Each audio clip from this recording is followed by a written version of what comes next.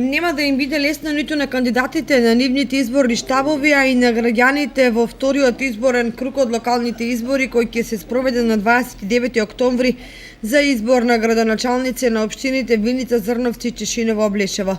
Престои битка за секој глас, а во таква ситуација општиот притисок е зголемен и различно продуктивен и за оние што ја бараат и за оние што ја даваат довербата. Во Виница разликата помеѓу освоените гласови е 261 во корист на кандидатот на СДСМ Ивица Димитров, кој во првиот круг освои 5113 наспроти кандидатот на ВМРО ДПМН Мартин Павлов со 4852 гласа. СДСМ има освоено советник повеќе од ВМРО ДПМН во советот на општината, што не е небитно за гласачите. Кандидатот на ВМРО ДПМН во Зрновци Блаже Станков има голема предност пред Ванчо Митев од СДСМ.